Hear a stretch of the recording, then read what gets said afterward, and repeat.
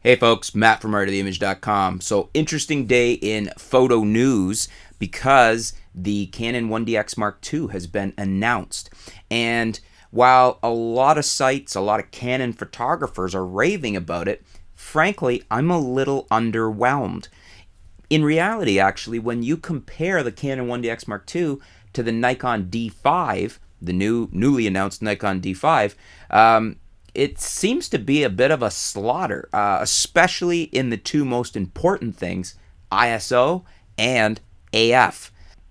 So basically on par here as far as megapixels, 20.8, 20.2. You might as well both call them 20 megapixel sensors. If you wanted to be picky, you could say the Nikon rounded up is a 21 because it's 20.8, it's essentially 21, and the Canon is a 20. But again, you're not going to notice real resolution difference. However, where it really comes in on the sensors here is what I've been saying for a while, that Canon seems to be falling behind further and further and further on high ISO and dynamic range performance. In other words, at the given megapixels, they just don't seem to be able to compete on par with Nikon, Sony, Panasonic, all the other sensors as far as what their performance is for high ISO, dynamic range, color depth, all those things.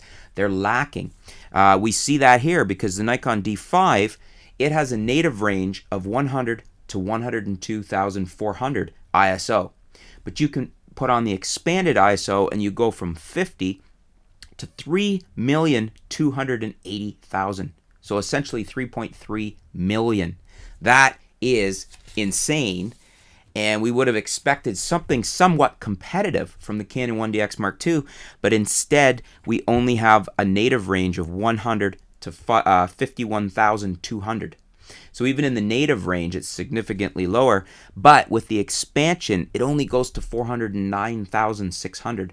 So essentially what we're seeing here is Canon's top setting on their new flagship is 409,600, whereas Nikon's top setting is 3.28 million. That's a slaughter as far as high ISO ability. Now, we still have yet to see these images, actual images coming out, although there's quite a few samples online. But, typically if a manufacturer says this is their extreme high ISO on the expanded, probably 2 down, I'm okay to use it. So Nikon, you've got 3.28 million. You can drop it down a couple there on the settings, and you're still in the millions. With Canon, you're at 409,600. So nowhere near, even if you don't drop it down, what the Nikon's capable of. Really disappointing showing here to me anyways. And I haven't seen too many people talking about this. So that was the first thing I thought.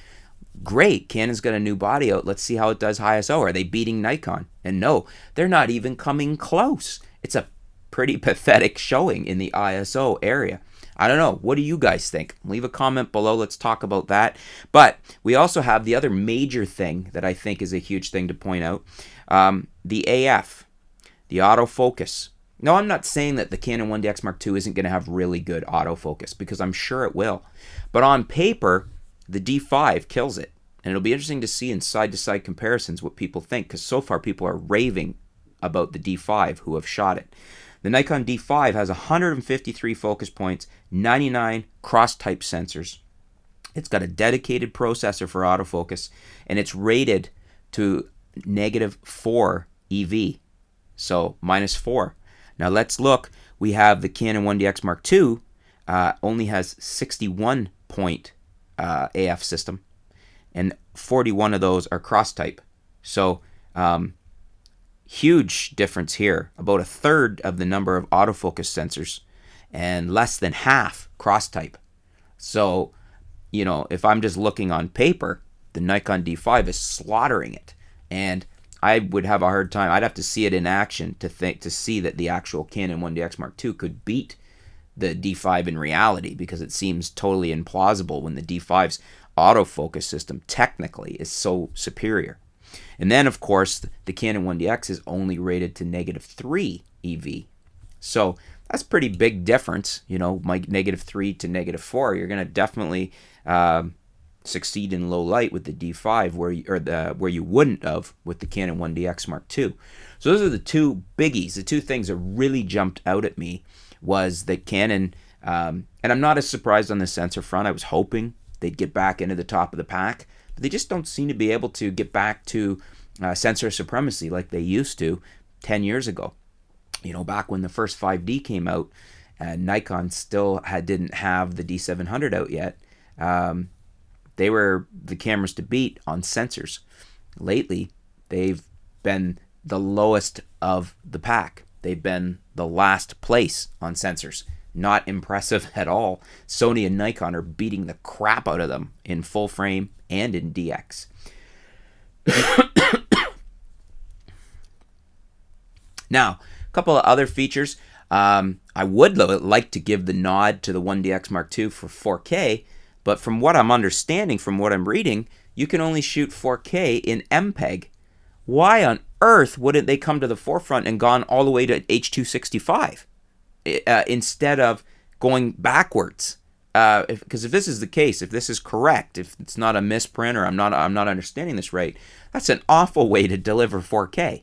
Why on earth would you do that? You should have gone straight to the H.265, which is a better, everybody's going to be moving to H.265. It's the way of the future. Nikon at least gives you, 264. Granted, they seem to have a limitation on time problem, 5 minutes, but I think they make it past that in some firmware updates, and we probably hopefully see that fixed. So where I thought Nikon had a limitation on the D5 before, I think there's a huge limitation on the Canon 1DX Mark II. I wouldn't want to shoot 4K as MPEG video. That's ridiculous. What is Canon thinking here? I don't know. What do you guys think about that? You understand the massive size files this is going to generate and the additional storage and everything else. Not to mention, that's another negative to me on the Canon 1DX Mark II, is that they went with CFast cards. Very expensive. Granted, they're fast, but Nikon gives you an option. You can get XQD, which are very fast, or you can go with CF, compact flash cards, which have been around for a while and they're not expensive. And the faster ones, you can get them and they'll handle the speed you need.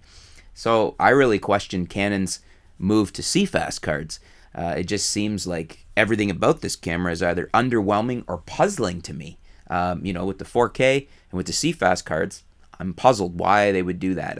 I don't think most people are going to appreciate that. Most real working photographers, maybe the top end pros who probably get the camera for free and get the CFast cards for free, don't care.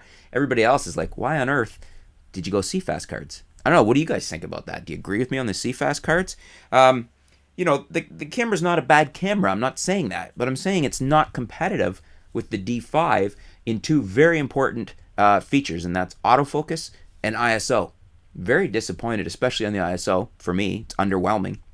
And then very puzzled with 4K in MPEG and the choice to use CFast cards. What do you guys think? Do you agree with me here? Are you having the same reaction I am to the Canon 1DX Mark II?